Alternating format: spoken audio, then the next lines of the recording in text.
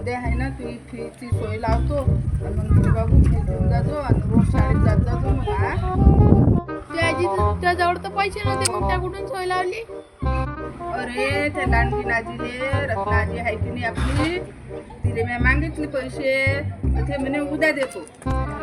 पण रोज जात जातो मग शाळेत फी दिल्यावर तिचं तुझ्याचं भांडण आहे, तुम्ही तर दोघांसोबत बोलत नाही, मग त्या असे पैसे मागितले. बाबू तसं नाही आहे. आपल्या कामासाठी कोणालाही भीक मागायला लागते. आपलं किती अडलं आहे. तुले जर फीचे पैसे नाही दिले बाबू तर तुला शाळेत बसू देन काय? आता तू परीक्षा आहे त्याची फी नाही द्यावं लागत काय? म्हणून मायबापाला काळजी असते. आता तुझ्या आईजवळही पैसे नाही म्हणून मी तुला म्हटलं का दे बाई पैसे, तर तू म्हणे उद्या देतो म्हणे.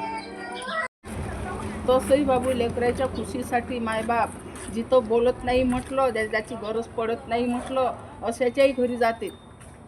आजी तू नाही का तिचे पैसे लवकर देऊन टाकलं होतं.